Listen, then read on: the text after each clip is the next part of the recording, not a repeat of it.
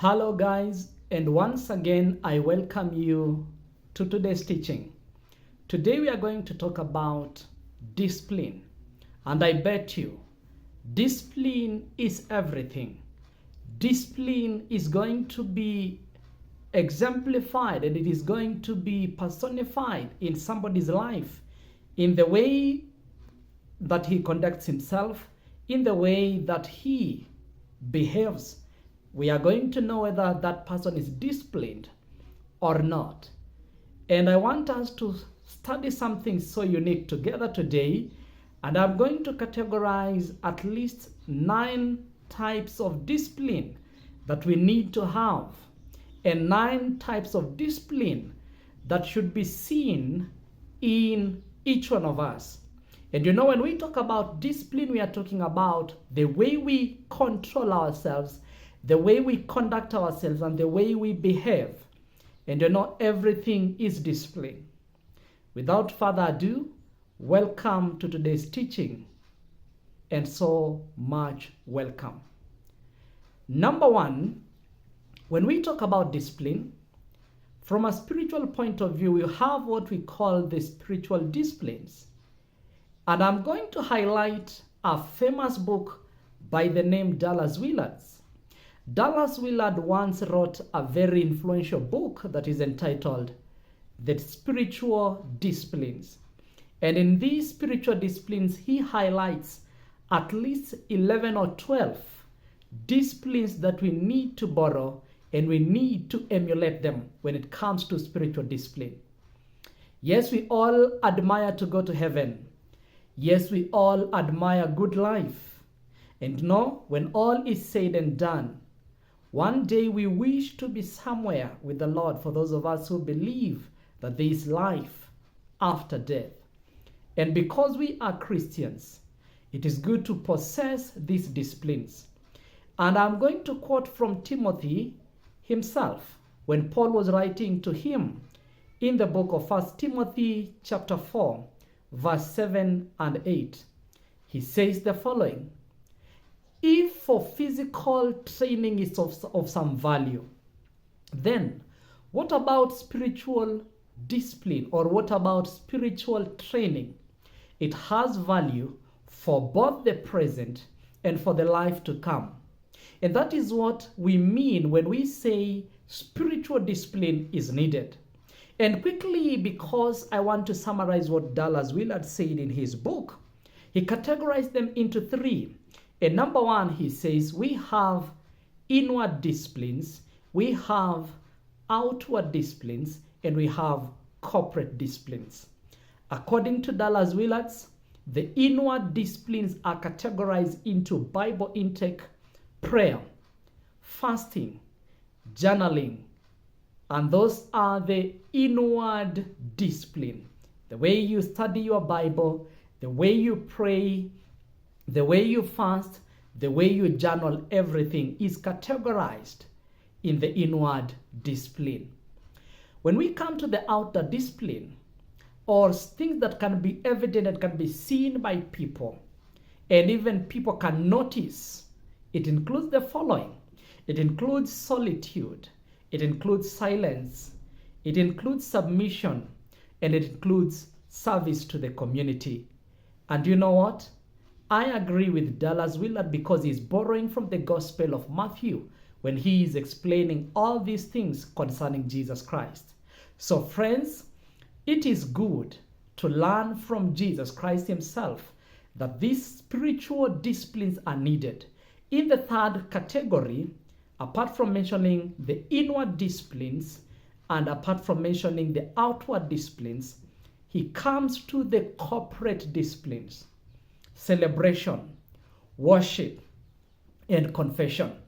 And I love that because whenever we have a feast, whenever we have a celebration in a family, for example, even in a church, it is good as a fellow believer that you go and enjoy with them, as it is indicated in the golden rule.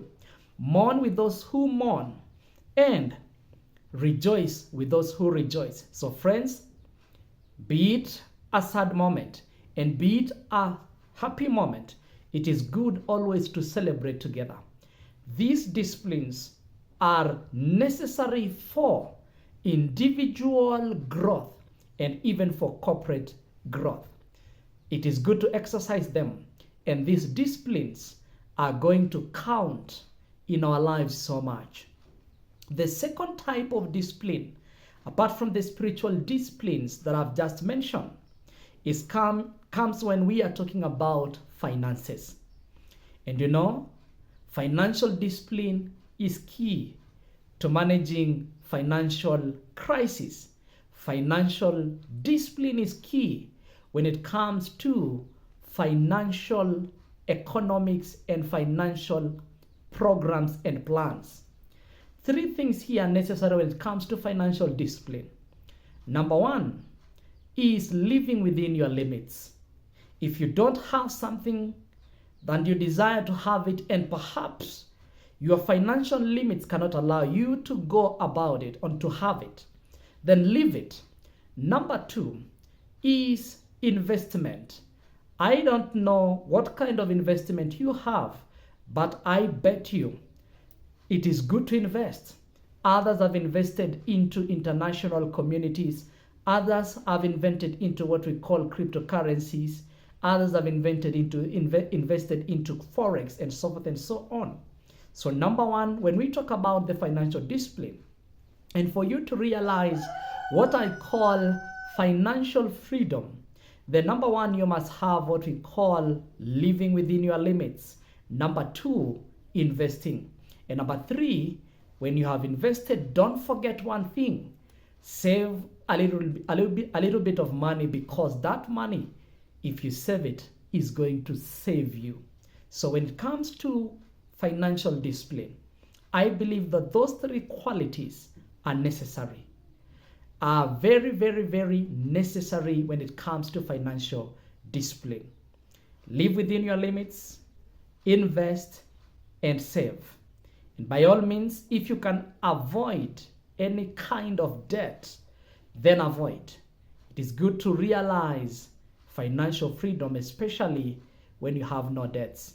But if you have investments, if you have savings, and if you live within your limits, then you're going to overcome these financial constraints that many people have. And for your information, for those of you who are watching me right now, today we've seen the finance bill. People are saying we must reject it, and people are saying enough is enough. No leader is leading the demonstrations across the country. No leader is even whistling or just picketing or whichever. It is just normal mwananchi, the common citizen, because of these financial constraints and because of the burden that they feel that must be lifted.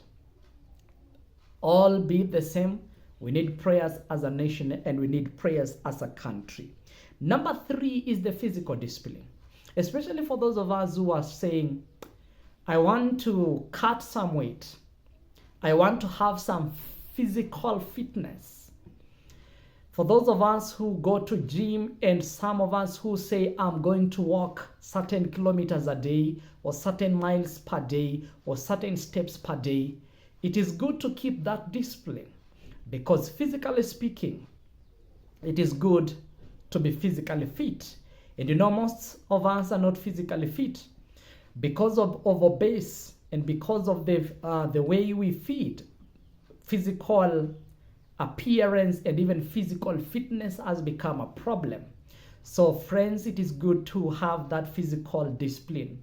If you're going to have your workouts, please do regular time, with consistency, with persistency. It is good to have what we call physical discipline. Number four is a type of discipline that I would like us to really consider, especially the dieting discipline or the diet discipline. And you know, this contributes to what I've just mentioned. That is number three. It has just contributed, it is contributed by what we call diet or diet discipline. What you eat is who you are is what you eat, and what you become is what you eat. So it is good to be disciplined when it comes to diet. That is another discipline that we need to employ. Sometimes people want to say, I want to eat quantity instead of eating quality. And that is why balanced diet is necessary even in our generation today. And if you are going to do balanced diet, don't forget the discipline number 3 that I've just mentioned, the physical discipline or the exercising discipline. It is good to have those disciplines. Discipline number 5 is the social discipline. If you come from a country or if you come from a place where people greet each other, you are going to show that you are kind. You are going to show that you are truly social by greeting back. If you come to a country where you just wave, no greeting, well and good. You can just proceed and say, we just wave, we just feel okay. If somebody waves at you, it is good to wave back. But most of the time, people have not realized the social disciplines that are supposed, especially when we are interacting socially. And when I talk about social discipline, I also talk about the social media. Sometimes we don't reply emails, we don't reply chats, we don't reply messages, we don't reply or we don't return calls. It is good to return calls, it is good to reply, because it is one way that we are communicating to each other, that we are having this communication, and it is good to give. When you receive an information, it is good to give a feedback. So most of the time we are not disciplined.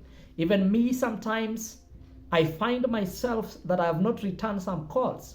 You find a missed call, maybe several calls. You miss several calls and you don't even mind, you don't bother returning those calls.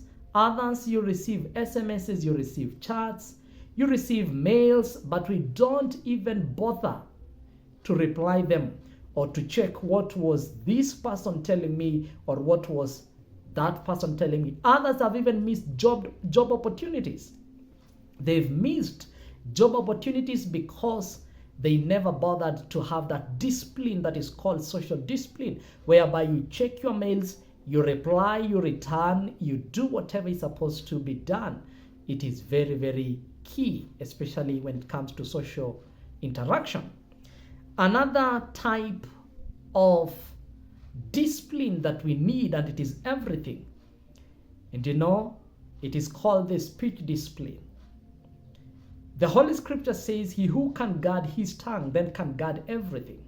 If you can control your tongue, then you can control a lot of things. But we are living in a generation where people are careless in their speech. They want to say whatever they want to say, so long as they post whatever they want to post without minding who is watching and without minding who consumes their post. They don't care. So long as they have posted, they just feel okay. So friends, when it comes to speech, we need to be very disciplined. The brother of Jesus says in James chapter 3 that those who speak and those who speak by teaching are going to be disciplined, and they are going to have a greater judgment.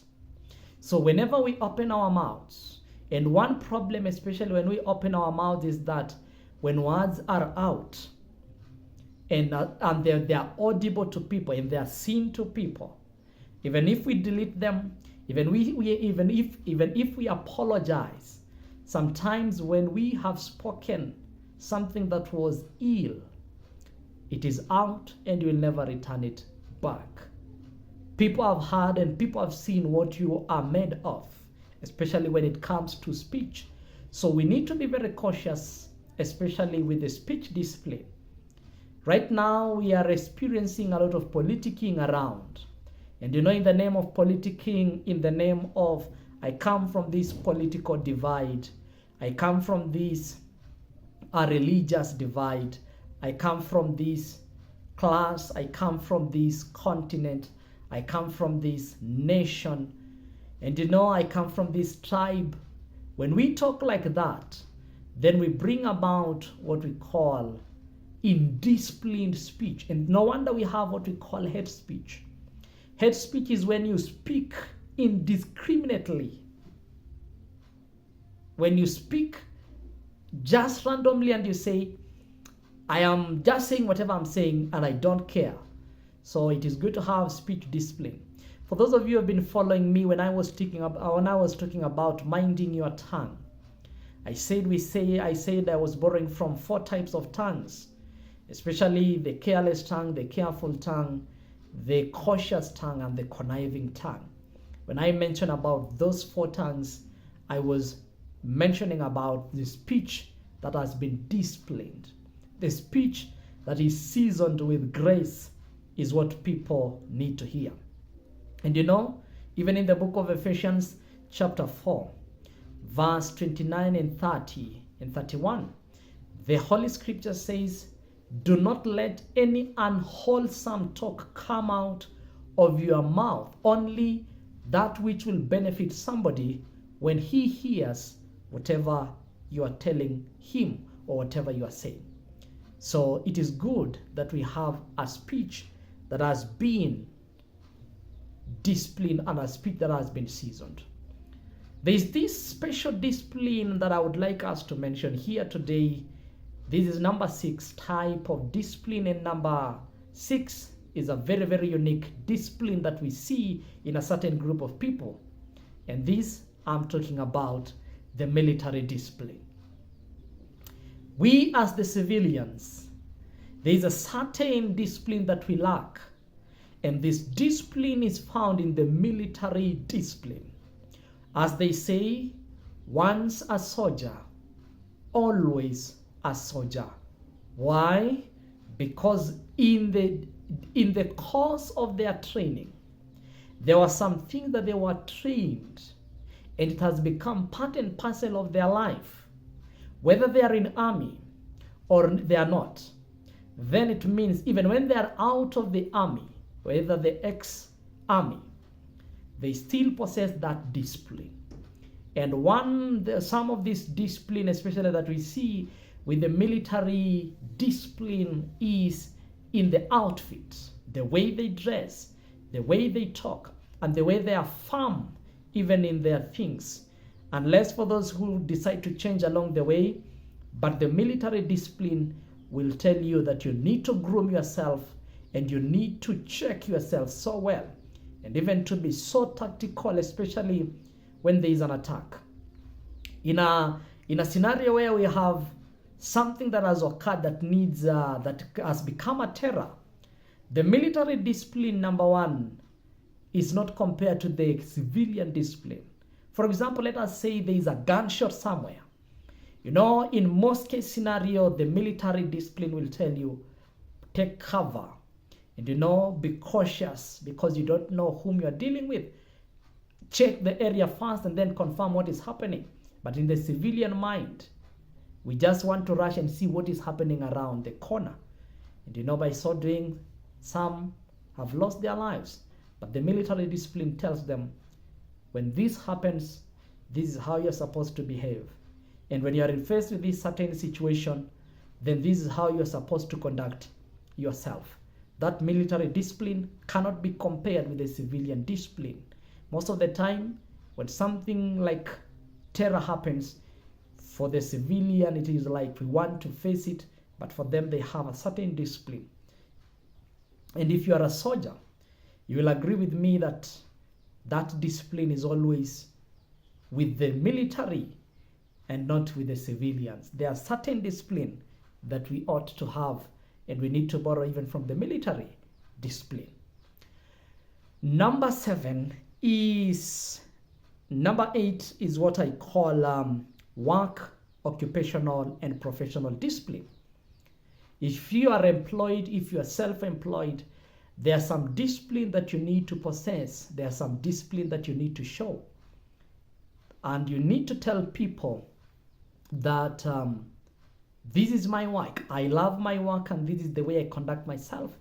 And every profession, every occupation, every work has its discipline.